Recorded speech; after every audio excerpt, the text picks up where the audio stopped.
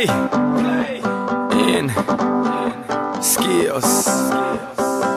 Mr. Worldwide.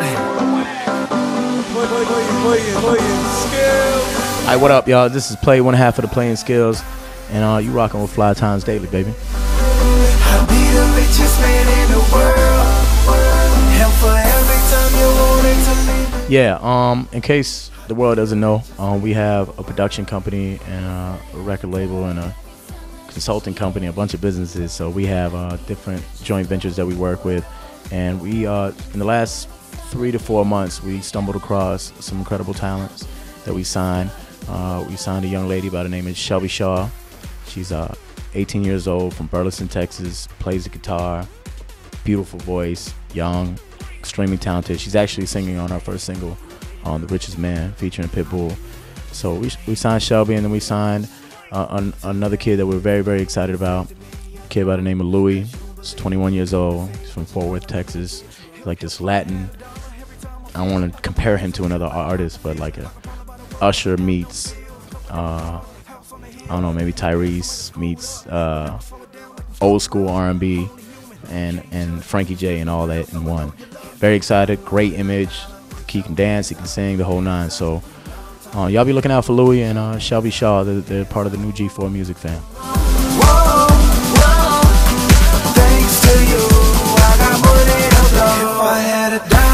Definitely, I think everybody's thought process to have some type of empire, and that's good and bad. You know what I'm saying? Some people, not everybody can be a CEO. I'm saying like CEO is Chief Executive Officer. Let's make this clear. Like, you got to be a smart person to be a CEO. Like, that's such a loose word for people nowadays. Every rapper thinks they're a CEO, but the mindset and the idea behind Play-N-Skillz and G4 Music as a whole is to become, you know, a real business, a real company. You know what I'm saying? Not just making music, but jumping into other joint ventures, consulting companies and marketing companies and production companies and the whole nine. So God willingly, we can call this an empire. You know, that's a strong word. You know what I'm saying? Empire is Google and Facebook, and you know, those are empires, you know. And I don't want to say we have an empire, because that's, you know, I'd be saying that very loosely. Don't make me stick it in your ear and fuck what you heard. Oh, if you had $1 for every time you think. I mean, I think that'd be awesome. You know, I don't know, man. You know, I was one foot in, one foot out with the hologram thing. You know what I'm saying? I think it could ruin somebody's legacy. At the same time, I think we got to kind of just let people rest in peace. You know what I'm saying? Like, you know, I don't know if he would agree with that, Pac, the way he was portrayed. Like, we didn't give him an option to say yay or nay, I like that. That's not up to anybody but really him. But it was definitely a groundbreaker, and that was amazing that Tupac came back. I think I would pay to see that. But as far as Selena goes, I mean, for my eyes, I would love to see that. You know what I'm saying? But I don't know, man. I kind of, for me, I want to leave those things like where they're at, you know.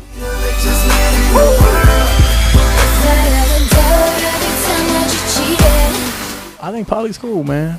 I haven't really heard him, like, actually the skills. You know, I get, you know, good and bad responses from people just when I ask about him. But I mean, more power to him, man. You know, if he's using the turntables to build his brand and his empire one day, you know, shout out to him, man. I mean, he's just a Jersey kid, man, you know, that figured it out. You know what I'm saying? He teamed up with 50 Cent, who's an incredible businessman, and, you know, 50's not gonna put his hands in shit that ain't gonna make money. And that's just the bottom line. So Pauly's doing the right thing with that, and I salute him, and I wish him the best. If he could actually blend records, you know.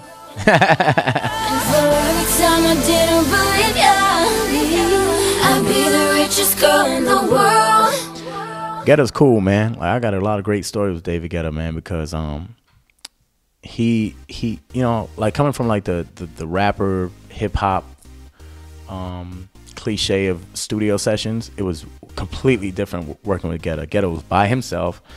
There was no weed.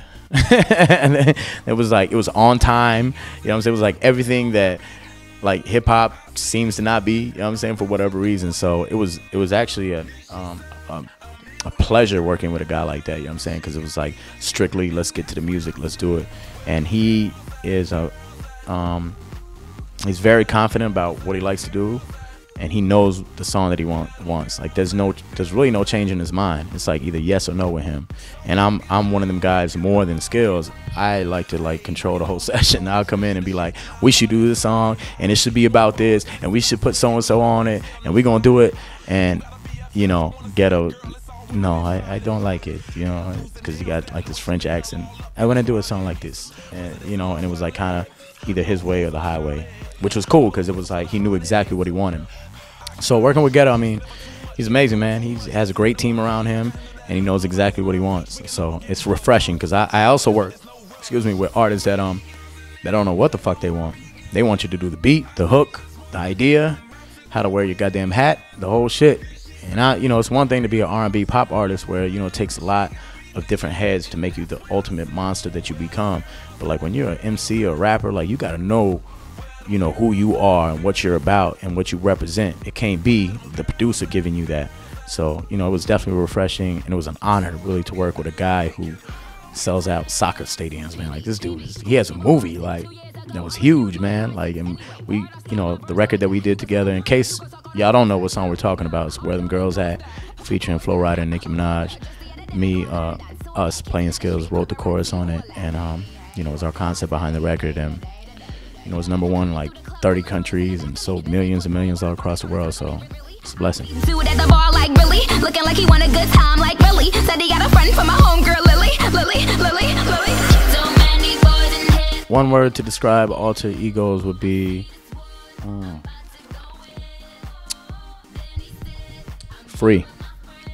I mean, free for the simple fact that it was free-minded, free-spirited. No, you know, just come in the studio and we feel like making a, you know, Moombahton beat, you know, over, you know, R&B chords and like hard-hitting 808s and like mixing it all together.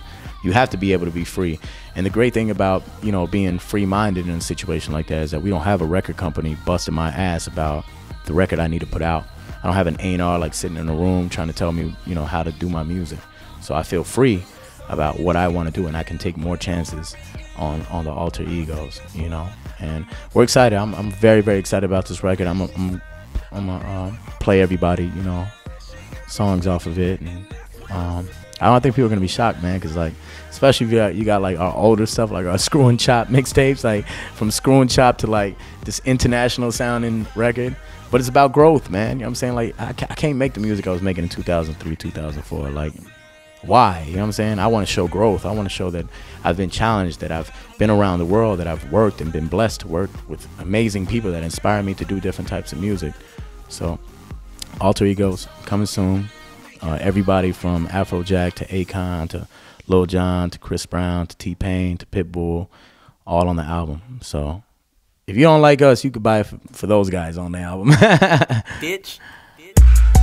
We on the club scene. Triple D Dollars, Texas. Purpose, man. You know, when we first got started, the only reason me and Skillz ever made music, and I want to be clear with this because a lot of people think it's like money and fame and bitches. Like, the only reason we even wanted to do music was to buy my mom a house. Like, that was like the only reason we wanted. Like, we got to buy mom a house before it's all said and done. And after we got that, you know, that came pretty quick, and that's the first thing we did. After that, it was really about, you know, there's like a fine line between Latinos and mainstream music, and I think that sometimes Latinos get boxed in to just being forced to do Latin music.